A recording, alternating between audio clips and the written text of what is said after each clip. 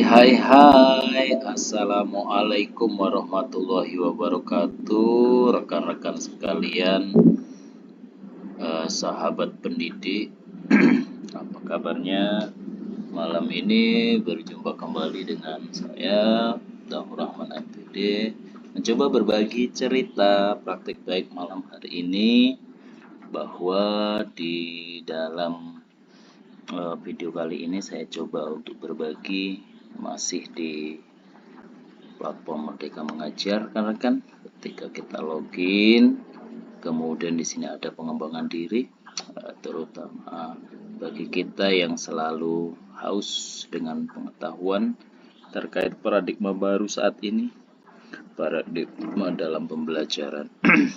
Kali ini akan saya coba untuk berbagi praktik pada rekan-rekan semua terkait masalah pengembangan diri, terutama di pelatihan mandiri.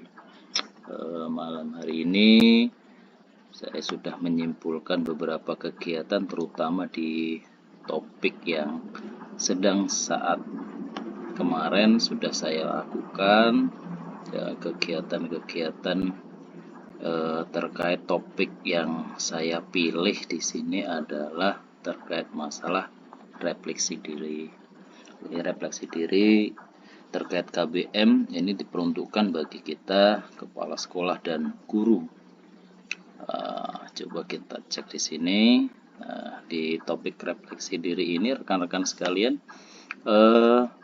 modul pelatihannya ini terdiri dari 4 modul, di mana di modul 1 ini kita ada daftar materinya, apa itu refleksi, kemudian sikap dasar lensa refleksi, kemudian membuat tujuan belajar, dan di akhir setiap daftar materi ini selalu diakhiri dengan kerjakan post test. Kemudian kita kembali di modul 2, next di modul 2 ini ada memahami pembelajaran mandiri.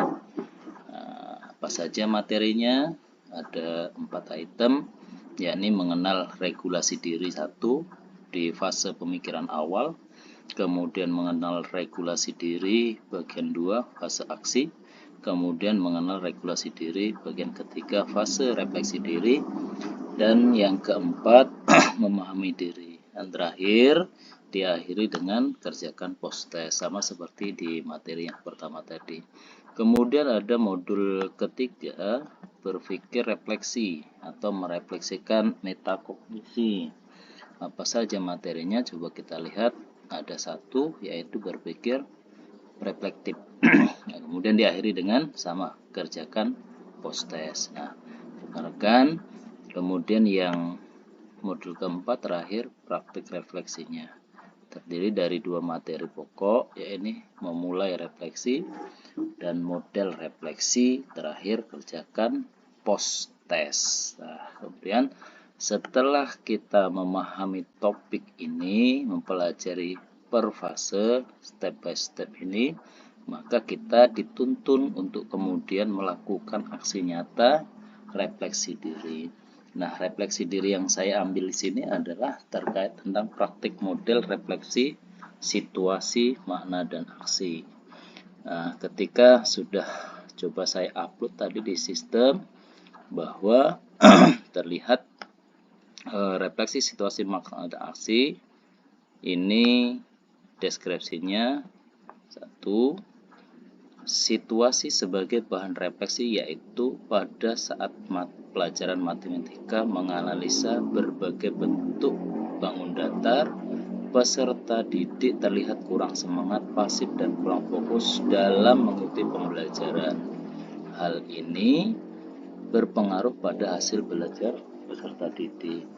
Kemudian memaknai situasi tersebut adalah perlu strategi dalam model pembelajaran yang tepat dan berpusat pada peserta didik agar mereka dapat terlihat aktif selama dalam pembelajaran. Tujuannya agar pembelajaran menjadi menarik dan menyenangkan serta komunikasi menjadi efektif. Selanjutnya yang ketiga, aksi yang saya lakukan untuk membuat peserta didik aktif dalam proses pembelajaran dan menyenangkan bagi mereka adalah menggunakan model pembelajaran berbasis proyek dan menggunakan media digital berbasis teknologi. Pembelajaran menjadi menyenangkan karena bersumber pada study day. Kemudian yang keempat, pengalaman dalam merumuskan aksi ini setelah melakukan refleksi terlebih dahulu adalah menggunakan tahapan menggambarkan situasi yang terjadi, kemudian menemukan makna dari yang telah terjadi, kemudian menentukan tindakan apa yang akan saya lakukan untuk memperbaiki pembelajaran yang telah saya lakukan. Jadi kemudian setelah deskripsi, di sini ada refleksi. Refleksi yang pertama, perubahan sikap pandangan saya saat memahami situasi sebelum membuat aksi adalah perlunya kegiatan refleksi dilakukan untuk perbaikan dalam pembelajaran yang berpihak dan menghadirkan pembelajaran yang menyenangkan bagi mereka. Mereka di sini adalah rekan-rekan peserta didik. Kemudian refleksi yang kedua saya, hal yang berbeda yang akan saya terapkan setelah refleksi adalah mampu menggambarkan situasi yang terjadi. Jadi dalam kegiatan refleksi ini rekan-rekan memaknai hal yang terjadi dan mampu menentukan tindakan apa yang akan saya lakukan untuk memperbaiki pembelajaran yang saya lakukan. Kemudian ini dokumennya yang sudah saya upload di PMM sebagai aksi nyata saya dalam bentuk file PDF, sudah saya unggah ini. Nah, jadi judulnya aksi nyata praktek merefleksi situasi makna dan aksi topik refleksi diri. Nah, rekan-rekan ada profil kami. Kemudian apa itu refleksi? Ringkasnya menentukan makna yang ditentukan dalam proses evaluasi. Untuk melakukan refleksi, kita mendorong diri untuk melihat kembali pada proses yang telah secara holistik atau keseluruhan yang telah kita lakukan. Next, selanjutnya, nah ini ya, ada 3 kata kunci ketika kita berbicara masalah refleksi. Pengetahuan yang komprehensif, terbentuknya disiplin diri, dan motivasi intrinsik, yaitu bagi diri kita selaku guru. Nah, pentingnya refleksi dalam pembelajaran apa? Refleksi akan membuat seorang pembelajar menemukan ruang untuk selalu belajar dan mengembangkan diri. Selanjutnya, di slide selanjutnya, hal yang perlu dilakukan dari refleksi tentu berdialog, jujur dan terbuka mengakui apa kekurangan kita, kemudian mendokumentasikan prosesnya. Jadi bisa kami sampaikan ketika kita berdialog ini tentu sharing yang paling enak, mudah, luas, fleksibel dengan kita adalah rekan sejawat. Dialog dengan relasi kita, atasan kita, ya ini dengan kepala sekolah ini juga bisa dilakukan. Mungkin apa yang menjadi kendala, hambatan, tantangan kita, kekurangan kita dalam pembelajaran yang telah kita lakukan, ini kita harus berani jujur dan terbuka mengakuinya. Kemudian jangan lupa mendokumentasikan prosesnya. Nanti ada beberapa foto yang saya lampirkan di bawah slide ini. Kemudian pada tahap praktik model refleksi, rekan-rekan, ini gambaran secara umumnya.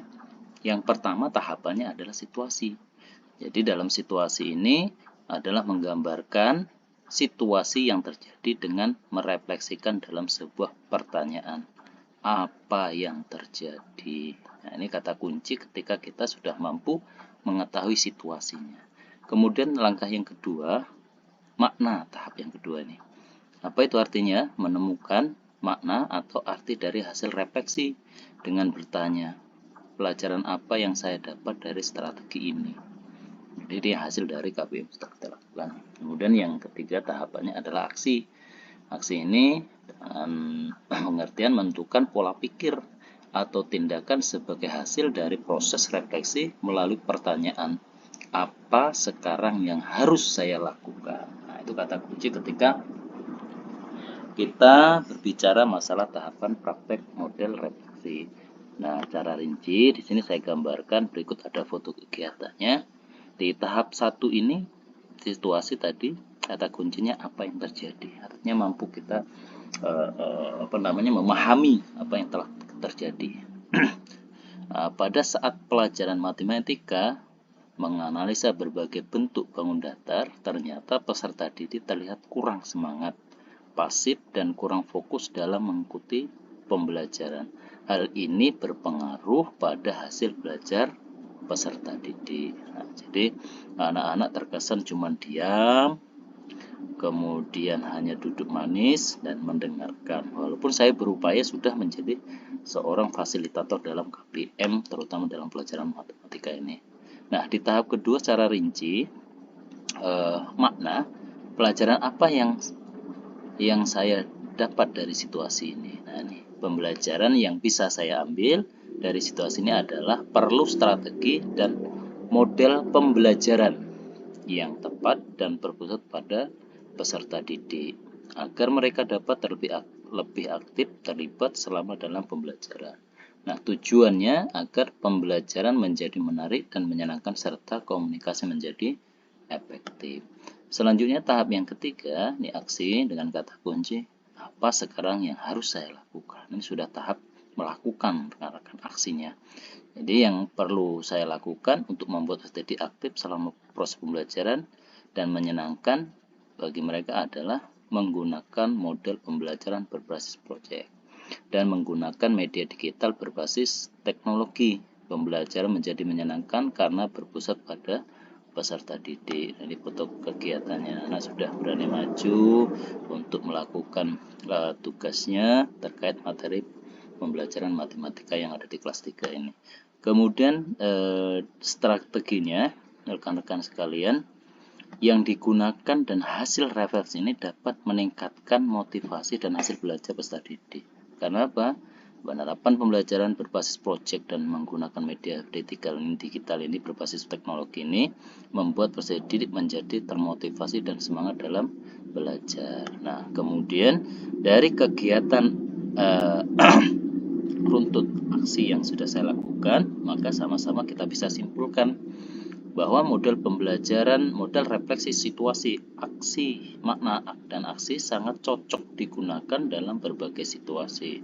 Contoh, ketika menemukan masalah di kelas. Apabila kita melakukan refleksi ini dengan rutin, rekan-rekan, maka kita dapat mengartikan, memaknai situasi yang terjadi dan mengambil pembelajaran untuk diterapkan pada kondisi lain atau mencegah permasalahan tersebut akan terulang kembali terjadi.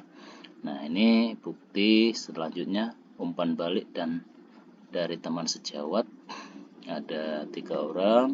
Ibu Herlina mengatakan bahwa pemilihan strategi sudah tepat, sangat membantu guru dalam mengaktifkan peserta didik dalam pembelajaran matematika yang dilaksanakan oleh Pak Miftahur Rahman MPD di kelas 3. Kemudian Bu Rohimah menyampaikan bahwa strategi yang digunakan dapat memotivasi peserta didik dalam belajar dan terlihat peserta didik sangat senang dalam pembelajaran matematika karena berpihak pada peserta didik. Kemudian ada Pak Warsito menyampaikan umpan baliknya bahwa strategi yang dipilih sudah tepat terbukti melalui model berbasis proyek ini peserta didik kelas 3 menjadi semangat dan aktif serta antusias dalam kegiatan belajar mengajar. Nah, rekan-rekan, inilah runtutan dari kegiatan aksi nyata terkait masalah aksi. Nah, kami tunggu berikutnya adalah komentar yang secara link sudah saya bagikan di beberapa grup. Mudah-mudahan teman-teman sahabat pendidik di seluruh Indonesia bisa terbaca dari link yang saya bagikan sebagai bahan umpan balik kami.